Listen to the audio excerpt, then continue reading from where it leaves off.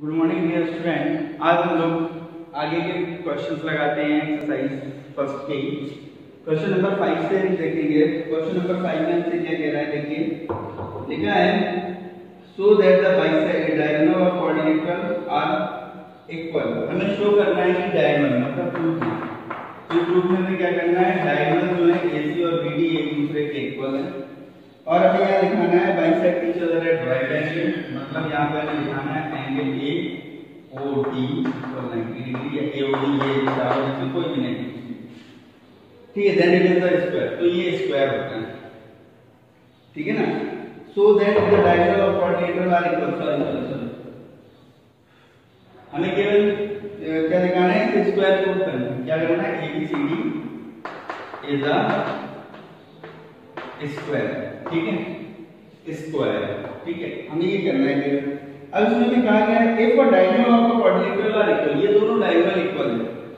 जब बेटा ये दोनों डायगोनल इक्वल है, bisect each other at right angle और एक दूसरे को राइट एंगल पे इंटरसेक्ट बाइसेक्ट करते हैं, then it is a square. तो हमें स्क्वायर प्रूफ करना है।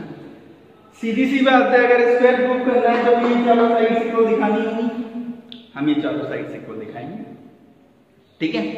हम ये चारों साइड्स इक्वल दिखाएंगे और इनके डायगोनल इक्वल है, ठीक है। तो हमें क्या करना है, सबसे पहले हमने यहां लिखा in triangle AOB opposite triangle लिखेंगे AOB एंड ट्रायंगल CO, ये दोनों ट्रायंगल हैं। जब ये दोनों ट्रायंगल लिए हमने तो हम यहां पे लिखेंगे AO is equals to CO और OD is equals to OB, ठीक है। OB AO CO के इक्वल है, ये वाली साइड इसके इक्वल है, ये इसके इक्वल है। क्यों इक्वल है, क्योंकि हमसे कहा गया है क्वाड्रिलेटरल जो है वो ये 90 डिग्री पे बाइसेक्ट करता है, और बाइसेक्ट करने का मतलब हो गया दो इक्वल पार्ट में डिवाइड करेगा, और 90 डिग्री पे करता है तो इनके बीच में 90 डिग्री का एंगल है। ये हो गया। हमने यहां लिखा AO किसके इक्वल है, CO के इक्वल है, और OD किसके इक्वल है, इसके इक्वल है। ये देखिए बेटा जरा, ये वाला एंगल और ये वाला एंगल, ये दोनों एंगल कैसे होंगे, वर्टिकली अपोजिट एंगल। मैंने लाइंस एंड एंगल्स में आपको बताया था, जब दो इंटरसेक्टिंग लाइन एक दूसरे को इंटरसेक्ट करती हैं तो ये एंगल इसके इक्वल होता है और ये वाला एंगल इस एंगल के इक्वल होता है। ये कैसे होते हैं, वर्टिकली अपोजिट एंगल। और ये क्यों होते हैं वो भी बताया था। तो अभी केवल बात इतना ध्यान रखिए कि वर्टिकली अपोजिट एंगल है तो हमें वो यहां लिखना है। हमने लिखा angle AOB is equals to angle COD, ठीक है। अब हम इसमें क्राइटेरिया लगाएंगे, भाई दो ट्रायंगल तो ले लिए, ठीक है। तो बच्चे मेरे से कहते हैं कि सर हमें कैसे पता चलेगा कि क्राइटेरिया क्या लगाएं। तो देखो बेटा, ये साइड है, किसी एक ट्रायंगल को लेके चलो। ये साइड है, यहां से क्लॉकवाइज या एंटी क्लॉकवाइज स्टार्ट करते हैं। ये साइड है, साइड, फिर बीच में ये एंगल आ गया, फिर साइड, मतलब हम यहां लिख सकते हैं बाय SAS। क्या हो जाएगा, triangle AOB triangle AOB is congruent triangle COD। जब बेटा ये दोनों ट्रायंगल्स कैसे हो गए, कॉन्ग्रुएंट हो गए, तो by CBCD corresponding part of congruent triangle से देखिए जरा, ये एंगल 1, ये एंगल, ये दोनों एंगल इक्वल हो जाएंगे। हमने लिखा angle 1 is equal to angle 2। ये एंगल 3 इस एंगल 4 के इक्वल हो जाएगा, सॉरी ये एंगल 3 इस एंगल 4 के इक्वल हो जाएगा, 3 इक्वल 4 हो गया, ठीक है। इसके बाद लास्ट में क्या बचा हमारे पास, ये जो साइड बची है AB वो इस साइड CD के इक्वल हो जाएगा। देखो जरा, ट्रायंगल कॉन्ग्रुएंट करने का मतलब यही होता है कि हमें बाकी के जो ट्रायंगल में जो 6 रिलेशन होते हैं, 6 साइड है, 3 साइड्स और 3 एंगल्स में रिलेशन दिखाना होता है। तो पहले 3 तो हमें यहाँ मिल जाते हैं जब ट्रायंगल को कॉन्ग्रुएंट करते हैं, तो ये इक्वल दिए जाते हैं या हम करते हैं किसी भी कारण।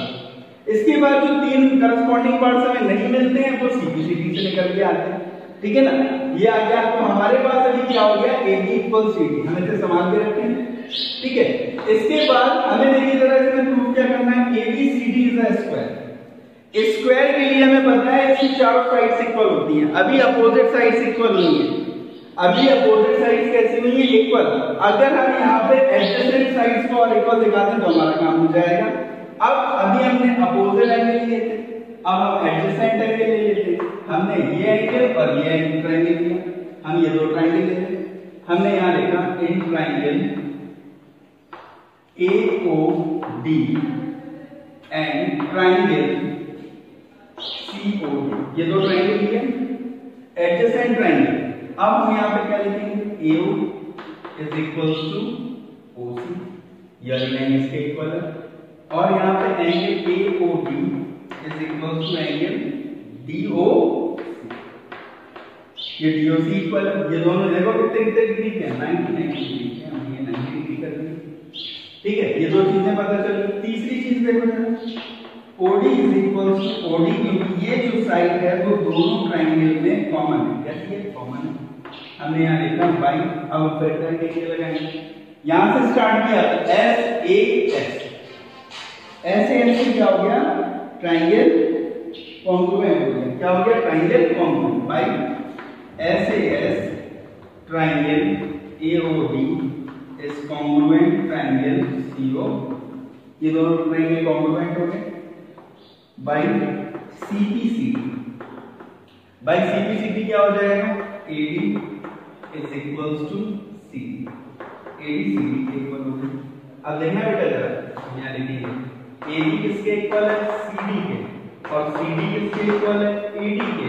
सिमिलरली ये साइड इसके इक्वल होगी, ये साइड इसके इक्वल कर देंगे हम। सिमिलरली क्या हो जाएगा? CD is equals to BC और BC is equals to AB, मतलब बिल्कुल आगे चारों साइड इक्वल। ऐसी ट्रायंगल कॉन्ग्रुएंट करेंगे। So here AB equal BC और CA इक्वल BA हो गया। तो it is then it is a square. ठीक है, आगे देखिए जरा नेक्स्ट क्वेश्चन। क्वेश्चन नंबर 5 के बाद क्वेश्चन नंबर 6 देखते हैं। क्वेश्चन नंबर 6 में क्या है? देखिए जरा क्वेश्चन नंबर 6। क्वेश्चन नंबर 6 में देखेंगे हम क्या लिखा हुआ है। क्वेश्चन नंबर 6 में लिखा है,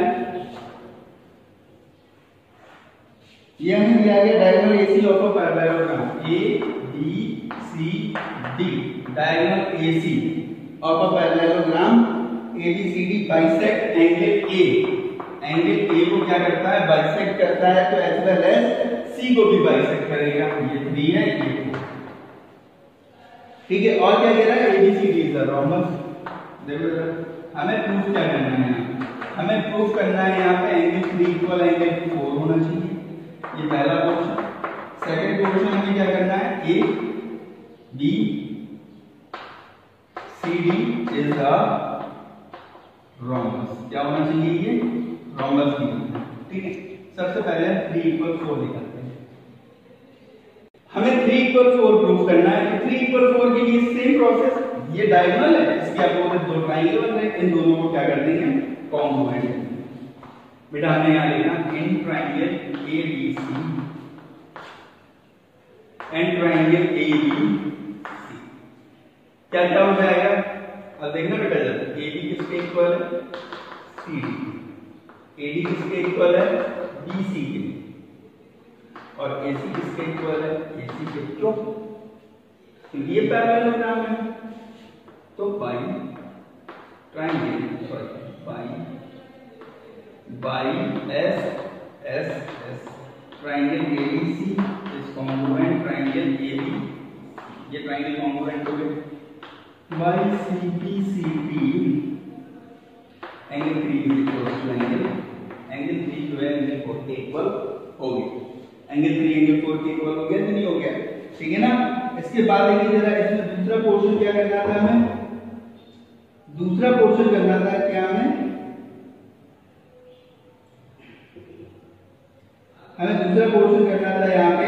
ये पैरेलल रोम्बस है, ठीक है ना। क्या करना था? रोम्बस प्रूफ करना था। सुनना बेटा जरा, 3 इक्वल 4 है। सेकंड पोर्शन में